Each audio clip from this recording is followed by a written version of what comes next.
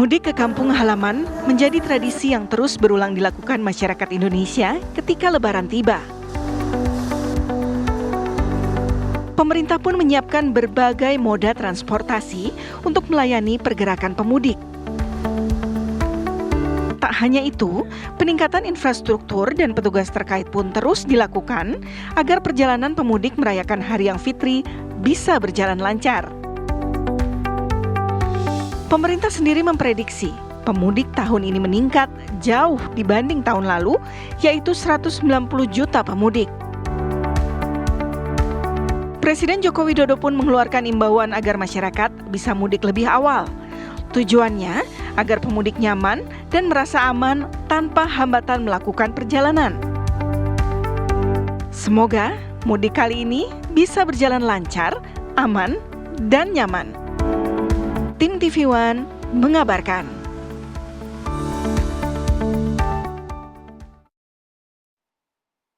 Ya, dan kita segera untuk membahas ya, apa kata redaksi atau redaksi menyikapinya seperti apa nih mudik Lebaran tahun 2024 ini.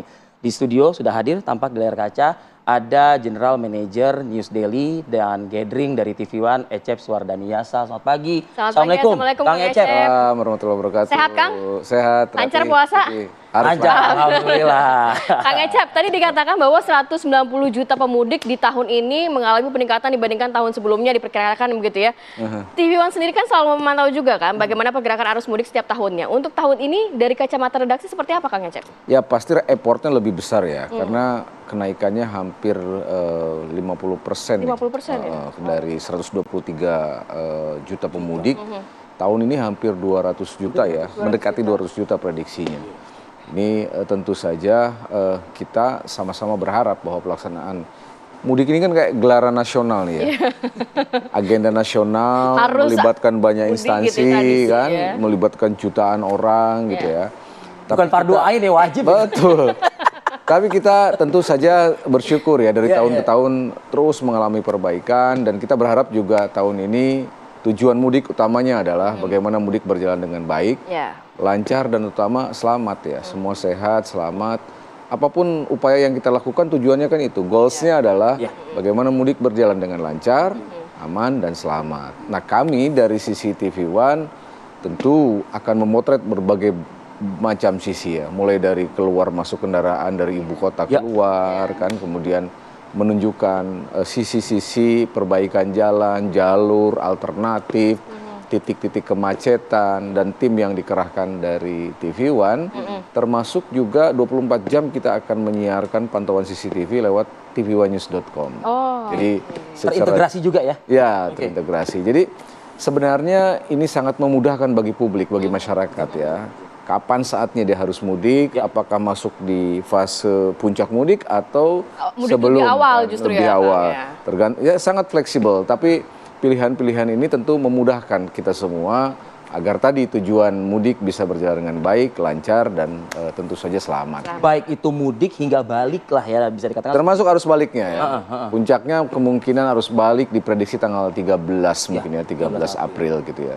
Dan kalau puncak mudik mudiknya mungkin diprediksi mulai tanggal 8 atau 6 sampai 8 lah, sampai 9. Kalau saya ingin mengutip tadi pernyataan Kang Ecep nih Kang.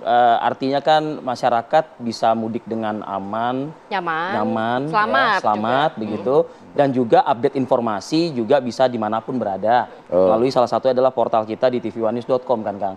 Nah pertanyaannya apa yang disajikan Kang nanti di dalam menu mudik? Bahkan hingga balik tuh nanti di tv1news.com nanti begitu. Oke. Satu tadi itu yang paling utama adalah bagaimana menyajikan pantauan 24 jam dari CCTV gitu ya. Yang kemudian tentu informasi-informasi yang sangat relate dengan proses kegiatan mudik. Bagaimana kita akan menyajikan titik-titik kerawanan, terutama itu ya, titik-titik kerawanan, jam-jam kerawanan, juga mengkomunikasikan dengan lembaga atau aparat terkait tentang misalnya nih problem-problem mudik kan nggak pernah selesai nih dari tahun ke tahun itu.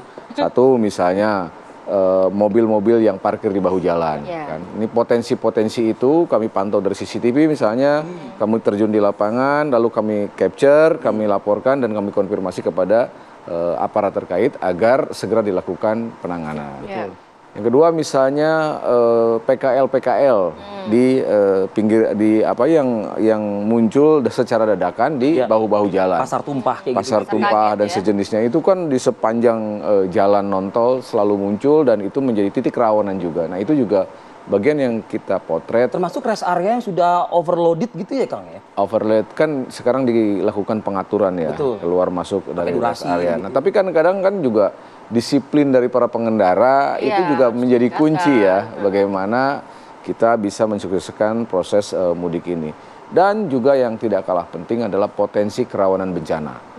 Ini kita lagi memasuki puncak-puncaknya musim hujan. Ada potensi longsor yang berpotensi juga menghambat perjalanan. Itu juga bagian dari mungkin akan kita pantau bersama-sama. Jangan lupa Rivi, Rati dan juga pemirsa bahwa mari kita hadapi dengan riang gembira lah proses mudik ini agar tidak menjadi beban nasional gitu ya. Orang mau mudik malah jadi stres gitu kan. Karena di mudik ini kan kalau datanya Kadin itu kan hampir 157 triliun uang berputar. Uangnya ya, luar biasa ya Kang. Uang sebesar itu harus dihadapi dengan kebahagiaan, dihadapi dengan stres. Jangan jadi beban. Kang tadi menjadi beban gitu ya. Kang Ecep juga mengatakan pantauan 24 jam, kemudian juga titik-titik rawan mana yang nantinya tim kita akan terjun langsung, pemirsa bisa melihat langsung informasi dari sana, Kang. Betul.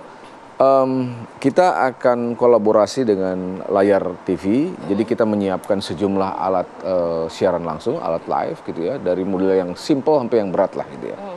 Mulai dari pelabuhan, titik-titik pelabuhan yang akan kita pantau, pintu masuk pelabuhan sampai pintu keluar pelabuhan, kemudian di beberapa titik jalur utama mudik ya.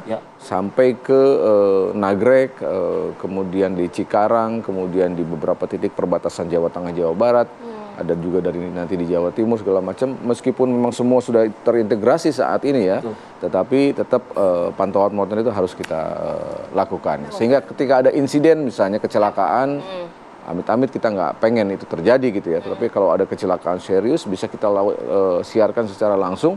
Dan itu menjadi informasi buat publik, buat masyarakat bahwa dia harus apakah menunda atau mencari alternatif jalan lain untuk melaksanakan mudik nantinya gitu. Nah, kalau catatan redaksi Kang Ecep melihat kesiapan pemerintah, ini emang umum sekali, general sekali begitu ya. Tapi kan pemerintah juga sudah memberikan beberapa stimulus ya Kang ya informasinya ya. Ada juga mudik gratis yang disiapkan baik itu pemerintah maupun swasta. Lalu juga kalau di tahun infrastruktur biasanya kan setiap tahunnya kalau di tahun sebelumnya itu ada semacam kayak korting atau diskon gitu.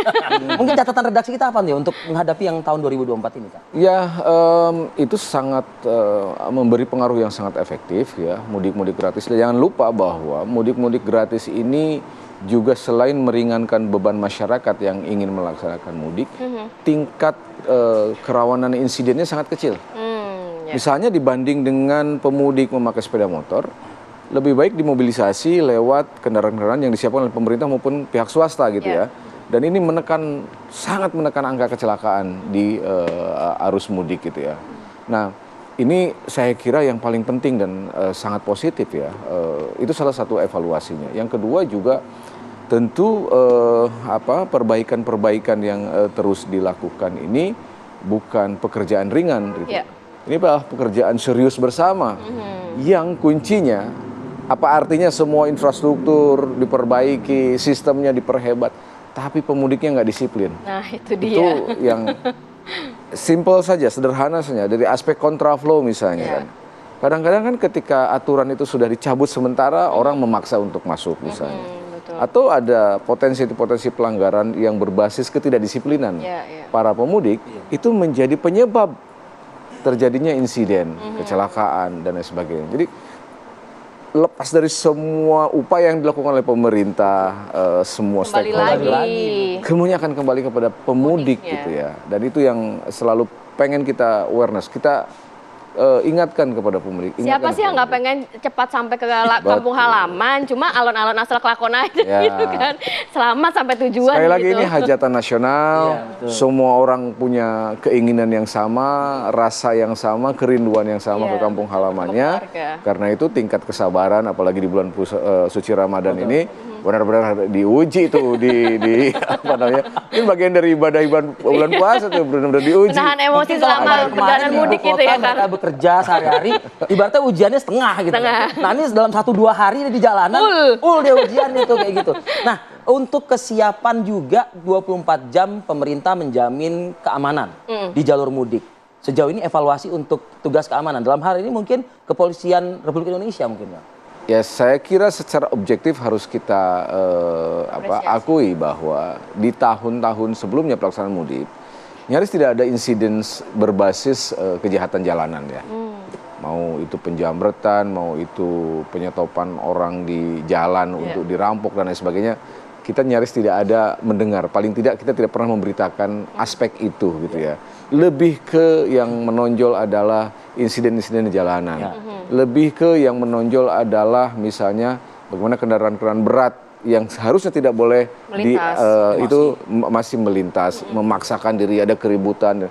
Lebih ke soal-soal disiplin seperti itu. Jadi dan kita berharap selain evaluasi, harapannya tahun ini juga jauh lebih aman, orang jauh lebih nyaman untuk melakukan proses mudik. Ya, terakhir mungkin dari Kang Ecep himbauan juga untuk masyarakat yang ingin melakukan perjalanan mudiknya. Kan kita pengennya selamat sampai tujuan juga, Kang. Ya pasti ya, tadi saya sudah sampaikan juga effortnya lebih ke kedisiplinan ya, disiplinan para pemudik. Yang kedua, saya rasa setiap orang sekarang punya strategi ya dalam bermudik ya, tidak hanya kita dalam bekerja atau dalam hal-hal lain, punya strategi kapan dia harus pulang, manasin mesin, kapan jam berapa harus jalan. Istirahatnya gitu. Juga dia. Jamnya, mereka udah mengestimasi semua tuh, sehingga coba kalau pemudik nih, saya revisi nggak mudik ya, saya sebagai pemudik gitu ya. Rata-rata bercerita dengan sesama tetangga yang sama-sama mudik, dia happy ending gitu ya. Dia merasakan prosesnya berjalan dengan lancar. Dia tidak memprediksi akan sepanjang itu karena dia tahu jam berapa dia harus berangkat, jam berapa dia harus istirahat, dan tanggal berapa dia harus kembali ke ibu kota atau ke tempat tujuan asal gitu ya. Nah, saya kira itu balik lagi strateginya ke masing-masing gitu ya. Tapi tetap sekali lagi saya ingin menekankan bahwa disiplin di jalanan itu menjadi kunci ya, kebersamaan, kunci bersama agar menghindari insiden-insiden yang tidak diinginkan secara bersama-sama. Begitu. Happy mudik lah. Happy mudik, betul. Karena mau bertemu keluarga setahun sekali. Yang penting juga tadi beberapa poin yang disampaikan oleh Kang Ecep ini juga menjadi perhatian juga untuk kita semua pastinya. Terima kasih banyak. Terima kasih. Kang Ecep, sehat selalu, lancar puasanya. News Daily dan Gathering TV One atas waktunya berbagi apa kata redaksi dalam episode kali ini ya. Oke, tenang, kita akan sajikan semua informasi mudik nantinya ya. Pastinya. Oke, kita harus jeda dulu sejenak, nanti kita hadirkan informasi. Ini dari tim kubu 01 dan juga 03 meminta kehadiran sejumlah menteri kabinet untuk hadir dalam sidang MK. Seperti apa kita akan bahas lagi, tetap bersama kami.